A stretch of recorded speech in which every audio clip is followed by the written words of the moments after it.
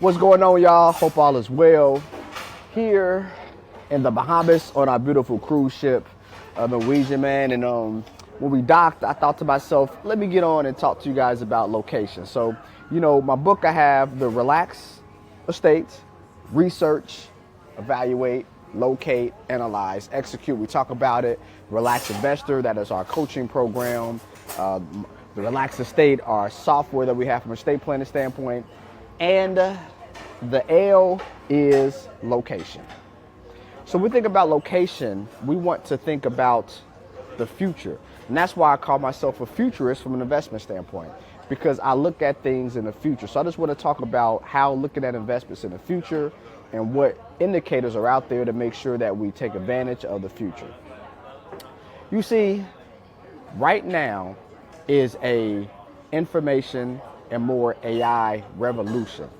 And yes, the revolution will never be televised, but it's televised, if I could talk.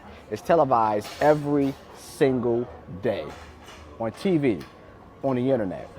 But it's up to you to figure out which investments are going to go up, which investments we can take care of, which investments we can take advantage of, right? Look at Palantir.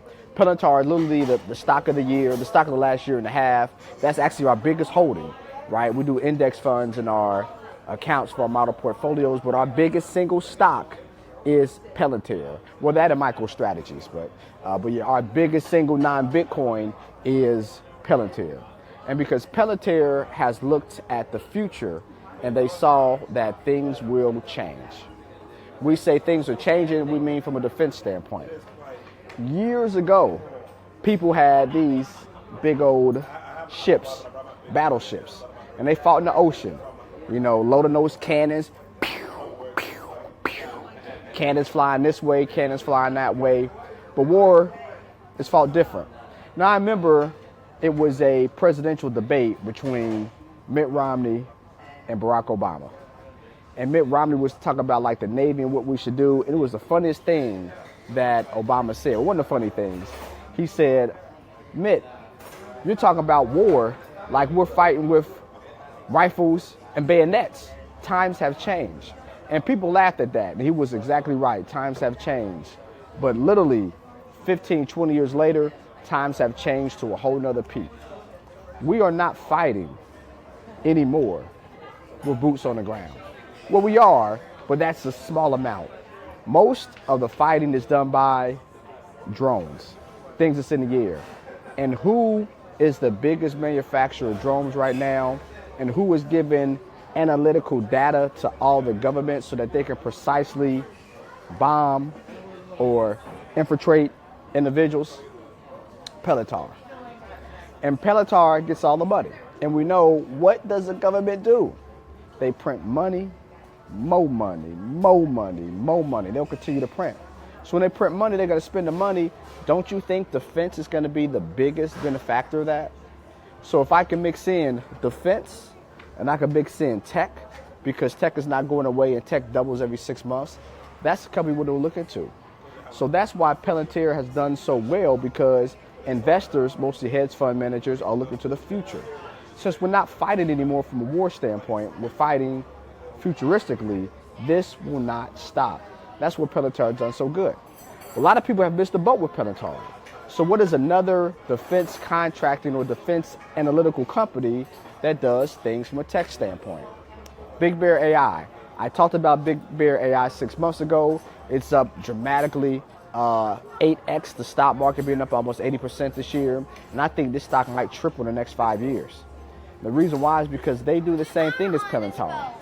But from a diversification standpoint, the government does not want to give all their money to one company. The defense contracts we have now, we have Lockheed Martin, but they don't get all the defense contracts. They get a lot of them. We have Boeing. They don't get all the defense contracts. They get some of them. And then, of course, KPMG. They don't get all the defense contracts. They get some of them. So it's going to be other companies in that space that's going to take advantage of all that money as the money gets divided. And since BigBear AI basically does the same thing as Palantir, took some of the executives from Palantir, that is a company that we want to look into from a futuristic standpoint, because they see the future. Just like we look at the Bahamas behind us. 100 years ago, when cruise ships started to pop off, per se. Now, of course, they've been a lot popular 50 years ago, but when that first started, whoever had the foresight to build around the cruise industry, their family has a lot of money. I'm pretty sure some of these nice villas is probably people that had foresight about how to take advantage of the cruise industry coming here. Even the cruise industry, they had the foresight about 30 years ago, because for years they would come into ports like here we are in Nassau, and you know what they would do? They would just dock. But they said, you know what? How can we get the biggest bang for our buck? Well, they actually created their own islands. Now, every single cruise has their own island. Man-made island, just like in Dubai. So they saw the future. And because of that, more money is getting poured into them. Instead of a local economy, it's their own economy. So the reason why cruise line stocks has went up more than the market over the past 20 years is because of the ability to put their costs back into their company, not to another economy. Now, of course, people in Bahamas, do they like that? Do they not like that? I don't know. Story for another day. But they looked into the future. From an investment standpoint, one more industry we want to look into futuristically is quantum computers. Right now, we have companies like NVIDIA, the stock of the decade, AMD, great, TSM, great, Intel, not so great because they didn't look futuristic from a chip standpoint. But what is going to be the next thing that's going to propel us? It's quantum computing. And the CEO of NVIDIA had it right because he manipulated the stock market. You know, about 6 months ago, they had their quarterly call. And he said right then and there, quantum computing is 10 years away from even being able to be used day to day. So when he said that, guess what happened to quantum computing stocks like IONQ, which is an infrastructure play, QTUS, QuantumScape, all of them went down. RGTI, symbol RGTI, they all went down by like 30%. For our clients, we saw that as a buying opportunity. Because first, we thought Jensen from the video was manipulating the market, right? That's what they want. They want you to sell high and they buy low. So that was a market manipulation tactic, in my opinion. But number two, it gave us the ability to buy something very low. So if it goes down more, okay, you bought it at 30% discount. It's okay, it's already down. Or if it just gets back to where it was, for clients, that is a huge gain, right? That's over 70% gain. So we bought it, of course. And that just has skyrocketed. The reason why, because 3 months later, after Jensen made that comment at their quarterly meeting, he then literally took from IONQ and RGTI, two of the largest quantum computing companies out there from a stock market standpoint, he took 15% of their workforce. And he actually created a quantum computing division. If that's not manipulation, I don't know what is. But if that's not looking into the future, right? Location, location, location. Locating the biggest and the best and being a futurist. Guess what? NVIDIA now is the first $4 trillion company at an all-time high because analysts looking in the future are saying, hey, since they are now getting into quantum computing and they're going to be able to use their chips for quantum computing servers, they're going to be the ones that's going to be in the forefront. Futuristic. And yes, quantum computing, in my opinion, is going to be the next semiconductor or chip industry that we want to look at. Because unlike chips right now, it's been there. It's done that. We know NVIDIA. It is like no new companies, right? AMD is catching up, but there's no new companies. So when we invest, it's always good to get in at the bottom level, the floor level, right? It's like if I have a stock and the stock is now worth $100. The people who bought that stock at 50 cents, they got in at a lot better price than the people that bought it for $1. Now, yes, if I buy it for $1, $2 or $4 or $8, so I 8x my investment, but a person that bought it at 50 cents, I 16x my investment. So it's good to get in doing the low mark, but it's very good to get in doing the birth. And right now, when it comes to quantum computing, we are at a birth of the industry. Jensen said we're 10 years away, and then he hires everybody. I believe we're 3 to 5 years away. And quantum computing is where we're able to take these complex equations, how to solve things molecular-wise, and dumb it down into something that gives us real-world answers to solve a problem. They're using quantum computing. They say they're going to be able to cure cancer. Hopefully. Cure AIDS.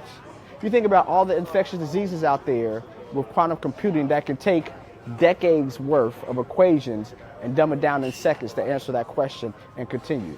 Because a lot of things when it comes to medicine is basically taking things and testing it out. But it takes so long to test out the molecular structure of something. It just takes time. But with quantum computing, something that took years takes days, minutes, seconds. So you can do a lot more trial and errors and not more things to come up with that solution to that equation or problem. And quantum computing does that. So if we are able to get into the ground floor of an industry that is just being birthed, that's where we want to be. We don't want to buy when it's at $15, $20 a share. Now, yes, it's still better than $100 a share. We want to buy when it's at 50 cents, $1, $2 a share on the ground level. So some advice, not financial advice. I'm a certified financial planner, but on these social media airways, I'm giving information. And of course, past performance does not guarantee future results. But from an informational standpoint, look into quantum computing companies. Look into quantum computing ETFs so that you can invest in that sector in totality, because there's going to be winners and losers. The dot-com era, we had a lot of losers, but the winners, like Yahoo, compared to where they are today, great. Like Microsoft, where they are today, great. Those are the winners. No one knows who the winners are going to be when it comes to quantum computing. But we know the industry as a whole, the sector as a whole, is just going to grow dramatically. NVIDIA, they're in quantum computing. Probably something we want to look into. First $4 trillion company that says it all. QuantumScape, another company we want to look into. Symbol IONQ, another company we want to look into. Rigidity, symbol RGTI, another company we want to look into. These are the companies that will shape the future of quantum computing. And so when Gen Z manipulates the market and says it's 10 years from now, you don't think about it, it's going to be here in 3 or 4 years. So the question is, we'll be a futurist. We'll be able to look into the future and make decisions today from an infrastructure standpoint, the infrastructure of our portfolio to take advantage of it. That's going to lead us to the generational wealth. Just like, again, this beautiful shoreline that you see in the Bahamas. They did a lot of forward-thinking, looking into the future to create generational wealth. You have the opportunity. The AI revolution right now is being televised. The question is, how are we going to take advantage of it? Are we going to sit around 3 years from now? Oh, I wish I would have. I saw this wonderful guy, Mr. Convos with the CFP, Payneful Profits, Mario Payne, talking about it, and I did nothing. Are we going to execute? You always know my best-selling book, The Relaxed Investor. Research, evaluate, locate, analyze, execute. You guys execute now. Be a futurist. Look into the future, and your portfolio will be smiling at you while you smile at your portfolio 3 to 5 years down the road. Anyways, in Nassau, Bahamas, on this beautiful ship, the Norwegian. Our penthouse is crazy, by the way. Crazy. But let's make some painful and painless profits together, y'all. Peace.